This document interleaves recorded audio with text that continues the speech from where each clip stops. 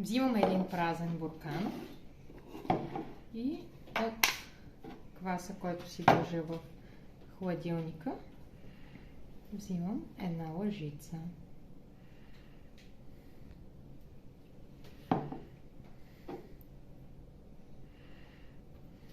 Слагам я в празния буркан. Така. Добавям малко вода. Изворна или преварена, но не трябва да е гореща в никакъв случай.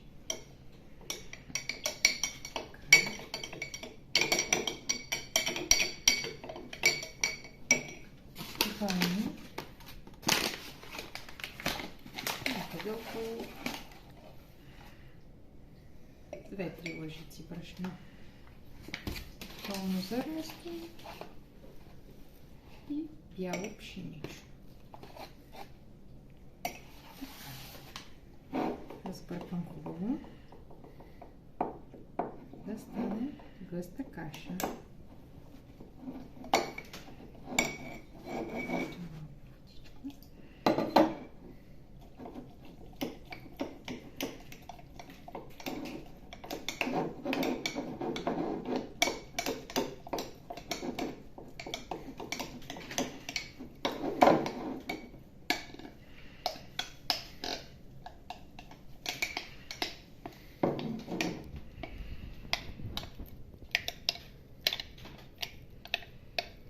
Да се смесят хубаво всичките съставки. Ето това е кашата, която трябва да се получи.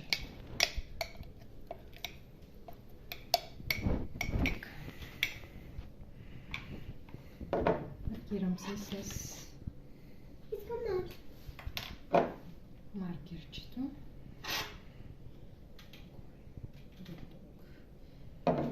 И целта е да се дигне един път и половина до 2 пъти. Поставяме настрани и в стъклена купа, може и метална. Така. Измервам 400 грама брашно.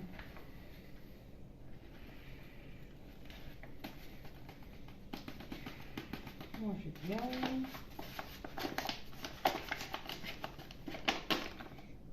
може да се добави и пълнозърнесто.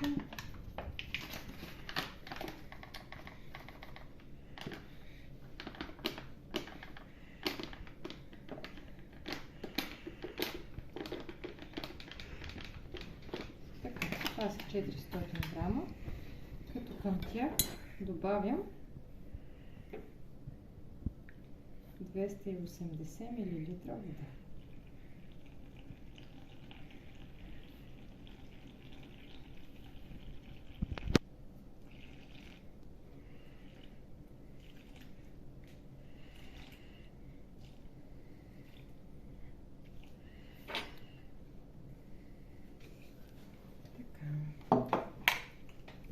Разбърквам го много хубаво с лъжицата.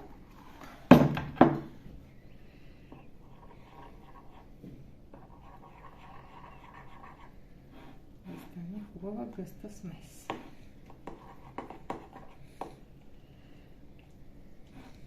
Не месим, а само бъркаме.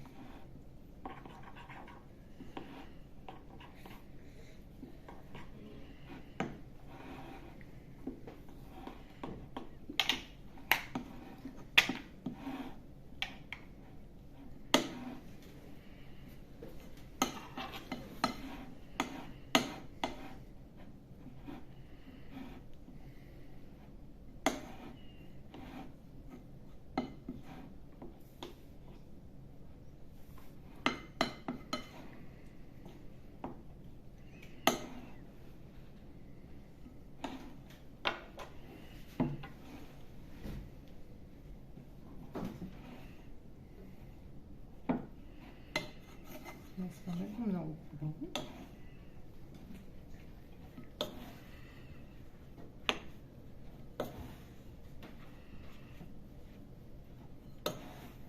Вземем цялото брашно.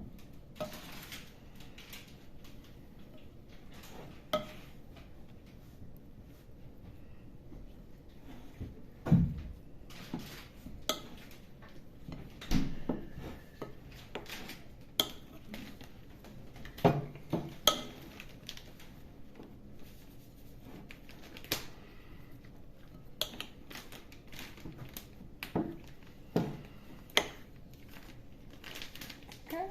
И това го оставям отстрани. Покрито с чиния. Аз специално ползвам тази купа отгоре. Заедно с кваса, който покривам с капачи. И това чака до сутринта. Така, след като кваса е увеличил обема си, поне веднъж трябва, да този отива към веднъж и половина, го добавяме към тестото, което предварително си бяхме забъркали с вода и брашно. Добавяме 100 грама квас.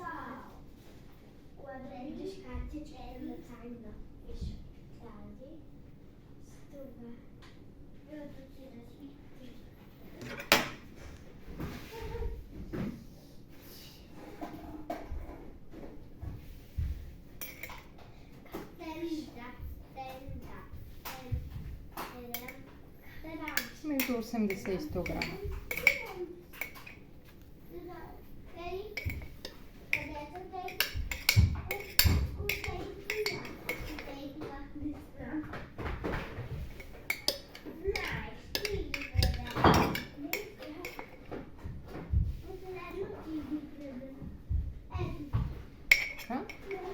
Плюс 8 грама сол.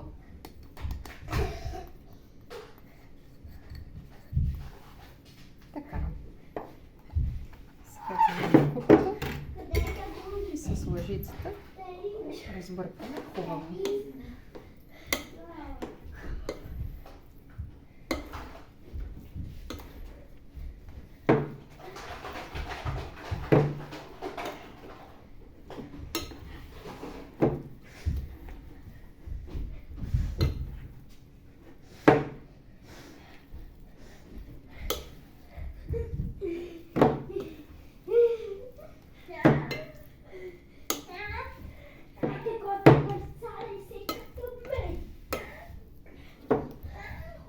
Разбъркваме го и след това го покриваме. Така, поръстваме си сега масата с гриз. Може да е пшеничен, може да е царевичен, какъвто имаме под ръка. Тестото вече е удвоило своя обем и с мокри ръце. Чакай. Искам нещо. Добре, хайде с Не мокри. съм и мокри. Ами, върви да ги намокриш, хайде. Чакай, искам. Айде, бързо! Мамо, защо с мокри ръце? За да не залепва по ръчичките. Така. Чакай. Обираме го цялото. Давай. Чакай, аз.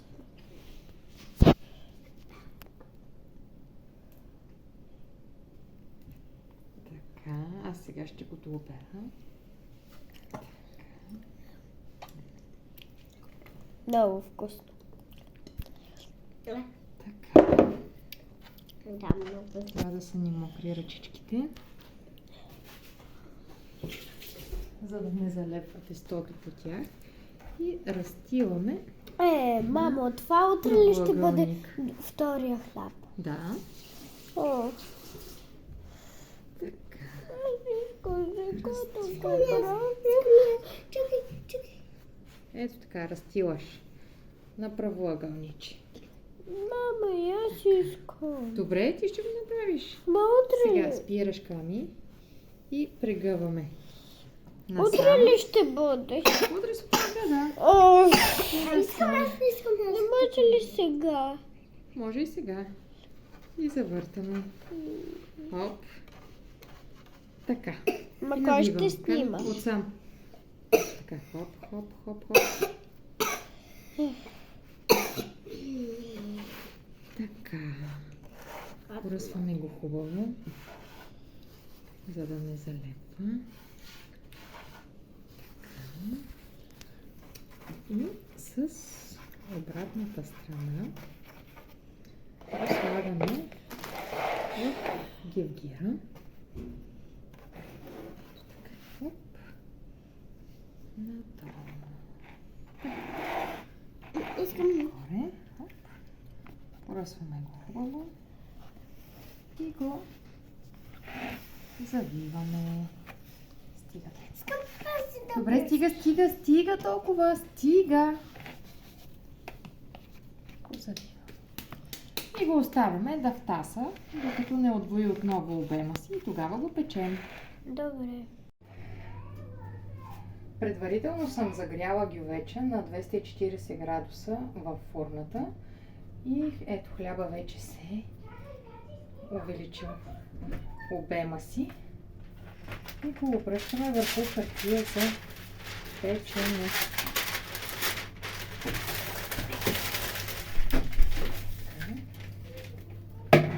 Махаме кръстата.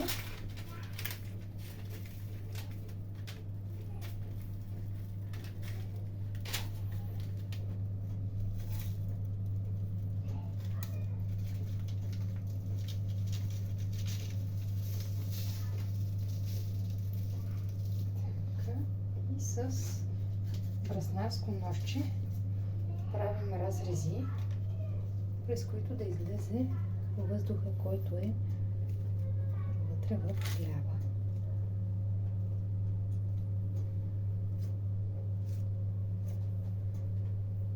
Така.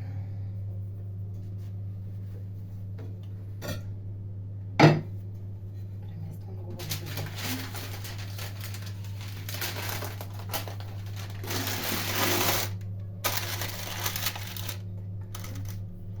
И го покривам с капака. Слагам го във фурната, пека го на 240 градуса за 20 минути. След 20 минути махам капака и за още 20 минути остава във фурната.